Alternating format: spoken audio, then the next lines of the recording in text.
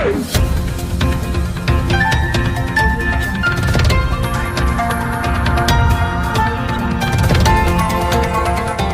देख रहे हैं मगरा न्यूज राजस्थान, खबरें सबसे तेज।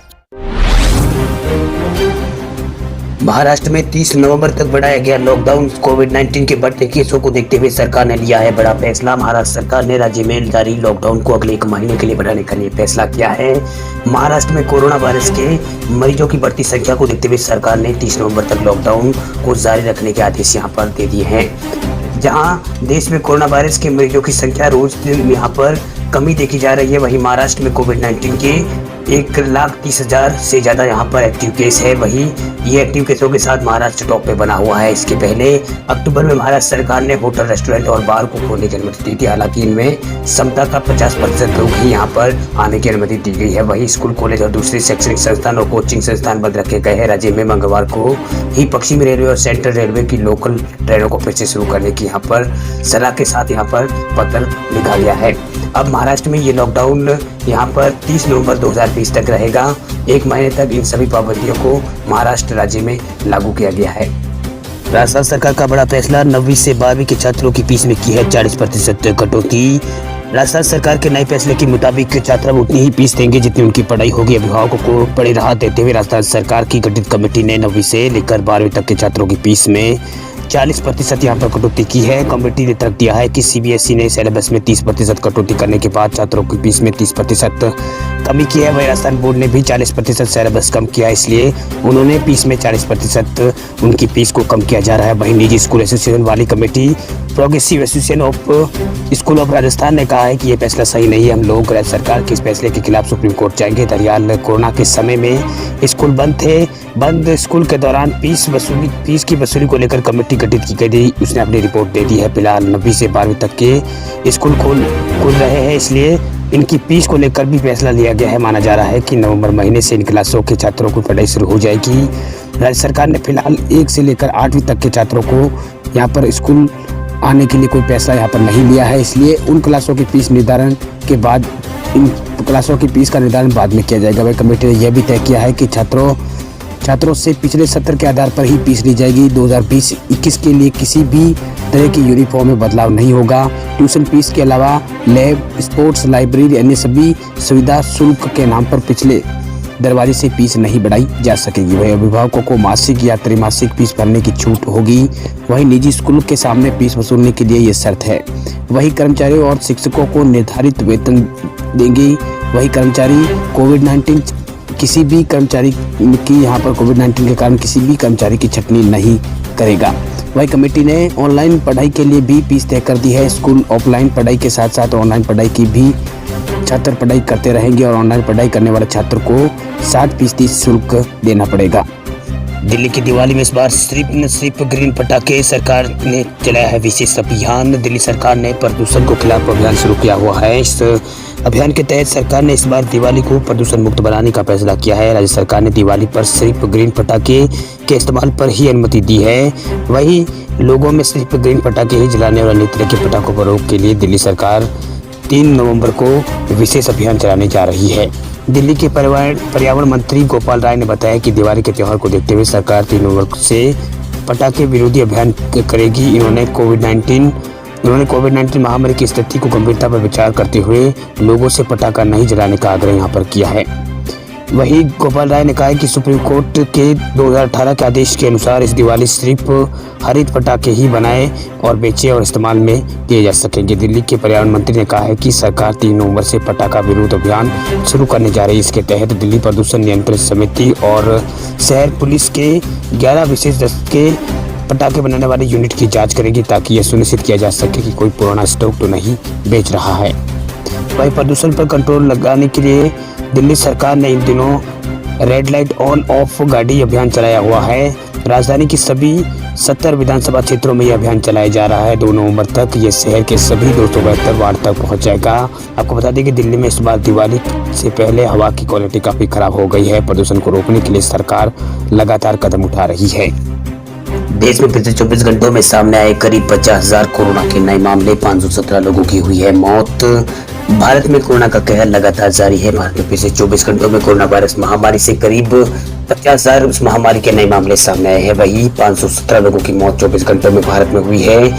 देश में कोरोना वायरस की मृत्यु दर लगातार घट रही है। अब देश में मृत्यु दर 1.5% हो गई है। ठीक हुए मरीजों में से कुल 77% मरीज 10 राज्य और केंद्र शासित प्रदेशों से ताल्लुक रखते हैं। देश में अब तक 10.5 करोड़ से अधिक नमूनों की जांच, मतलब भारत में 10 करोड़ 50 लाख के आसपास नमूनों की जांच यहां पर हो चुकी है। स्वास्थ्य मंत्रालय के ताजा आंकड़ों के मुताबिक देश में अब कोरोना के कुल मामलों की संख्या 80,40,203 हो गई है।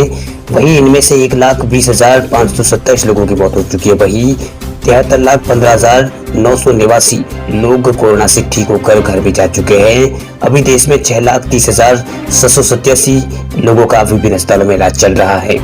वहीं यहाँ पर कल भारत में 56,480 लोग ठीक भी हुए हैं। मंत्रालय ने कहा है कि संक्रमण के नए मामलों में से यहाँ पर 79% मामलों में 10 राज्य और केंद्र शासित प्रदेशों में है। नए मामले सिर्फ यहाँ पर टोटल मामलों में 10 राज्य ऐसे हैं जहां पर देश के 79% मामले आ रहे हैं। संक्रमण के सर्वाधिक मामले महाराष्ट्र और केरल राज्य से यहां पर आ रहे हैं।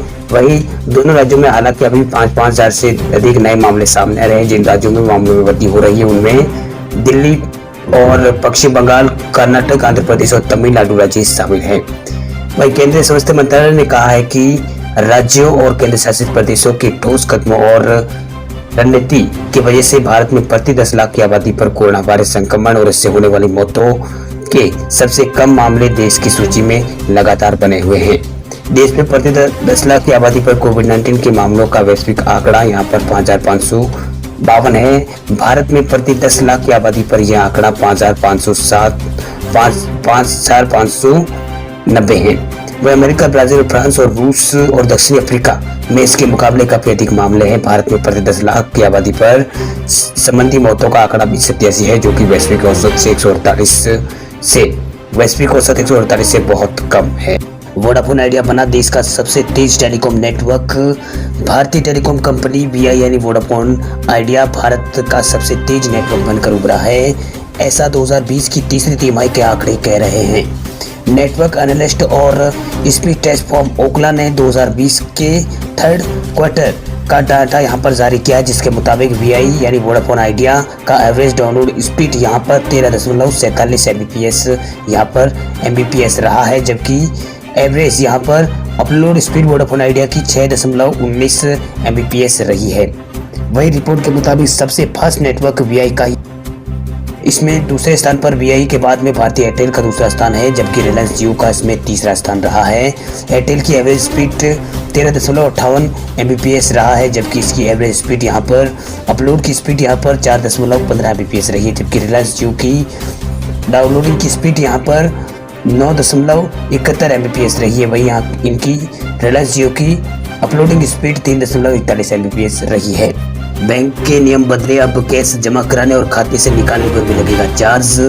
बैंक ऑफ बड़ौदा ने पैसे जमा कराने और निकालने के नियमों में बदलाव किया है। अब बैंक में खाताधारकों को अपना पैसा जमा कराने और निकालने के लिए भी फीस देनी पड़ेगी। बैंक ऑफ बड़ौदा की वेबसाइट पर दिए गए सर्विस चार्ज में इसकी विस्तारपूर्वक जानकारी दी गई है।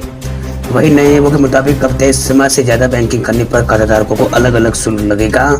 बैंक ऑफ बड़ौदा के नए नियम के मुताबिक खाताधारकों को चालू खाते या बचत खाते में से कैश और क्रेडिट लिमिटेड और ओवरड्राफ्ट अकाउंट से कैश जमा निकासी के लिए अलग अलग चार्ज देना पड़ेगा।